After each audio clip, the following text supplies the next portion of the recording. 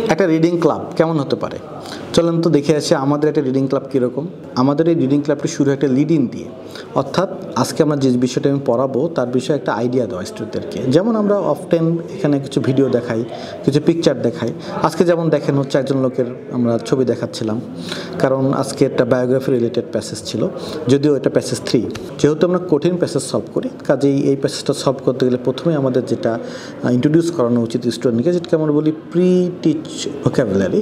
যেহেতু আমাদের স্টুডেন্টের লেভেলটা এত ভালো না, আমরা ইংলিশ মিডিয়ামের স্টুডেন্ট পাই না, সব বাংলা মিডিয়ামের স্টুডেন্ট।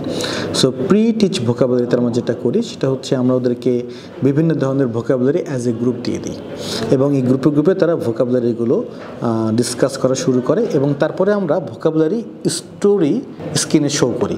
তারা এই স্টোরিটাকে ইংলিশ করে, তার ফলে কী হয়, তারা ভোকাবুলারিগুলো জেনে যায়, এবং আমরা 1 বাই 1 স্টুডেন্টের এই ভোকাবুলারিটা চেক করি যে তারা আসলে বলতে পারছে কিনা। এরপরে যেটা খুবই গুরুত্বপূর্ণ সেটা হচ্ছে আমাদের স্টুডেন্টরা, আমরা যে লেভেল স্টুডেন্টকে পড়াই, তারা কিন্তু একটা সেন্টেন্সের ভোকাবুলারি জানার পরে মিনিং বের করতে পারে না, because this is due to the lack of grammar sense.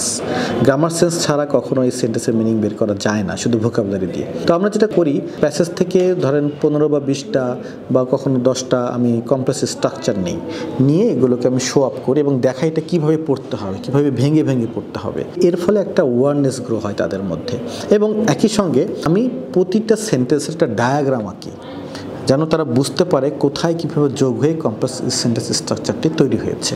তারা কিন্তু মোটামুটি রেডি হয়ে গেছে প্যাসেজটা সলভ করার জন্য। এখন আমাদের জব হচ্ছে কি, তাদেরকে প্যাসেজটা দিয়ে দেওয়া, এবং আমি তাদেরকে স্কিম করার জন্য 2 থেকে 3 মিনিট সময় দিই।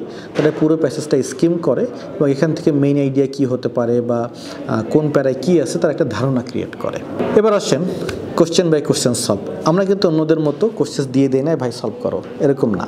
আমরা প্রতিটা কোশ্চেন ধরে ধরে সলভ করাই।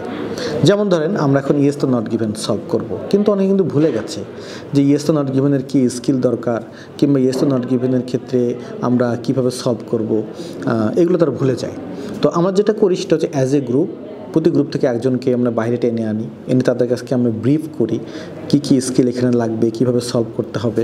তারা এইগুলো গিয়ে ভিতরে তাদেরকে পার্টনারকে বলে, এবং তারপর পার্টনার আবার আমাদের কাছে এক্সপ্রেস করে কীভাবে ইয়েস তো নট গিভেন সলভ করতে পারে।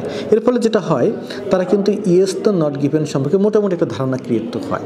এই ধারণা থেকে এবার তো আমরা সলভ করতে চলে যাই। আবারও বলছি, 1 বাই 1, মানে একটা একটা করে কোশ্চেন ধরি, ধরার পরে ওরা সলভ করে আমি দেখি, তারপরে আমি কিছুই বলি না উত্তর, তারপরে আমি এই একটা কোশ্চেন এক্সপ্লেইন করি, এবং তার সঙ্গে বলি হোয়াট টু লার্ন, এই কোশ্চেন থেকে আমরা কী শিখতে পারি, কোন মিস্টেকটা আমি করলাম, এগুলো তারা খাতায় নোটবদ্ধ করে, যাতে করে এই মিস্টেকগুলো তারা বাসায় গিয়ে দেখতে পারে।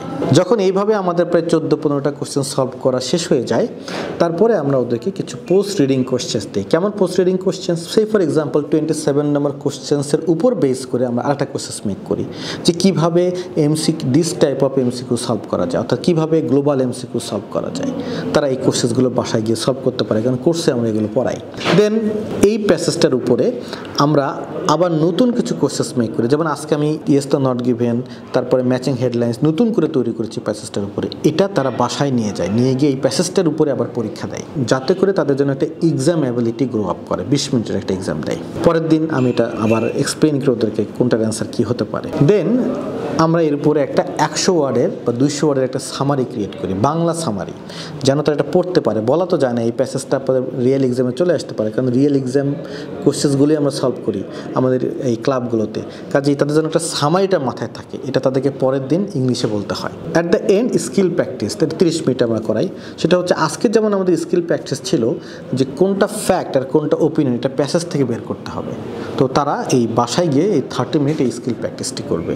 এটা হচ্ছে আমাদের একটা রিডিং সেশন। আমরা 3 ঘন্টা রিডিং ক্লাব নিয়ে, অনেকে প্রশ্ন করেন কী করেন ভাই এইগুলা করাই। একবার চিন্তা করেন এরকম একটা রিডিং ক্লাব আপনি আপনার জীবনে কোথাও কোনো জায়গায় করেছেন কিনা।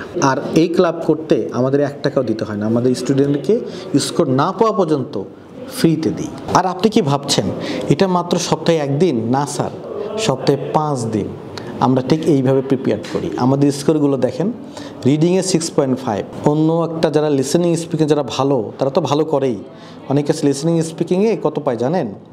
লিসেনিং স্পিকিংয়ে পায় 7, রিডিংয়ে পায় 5.5। আমাদের এখানে রিডিংয়ে 6.5, 7-এর নিচে কেউ নাই।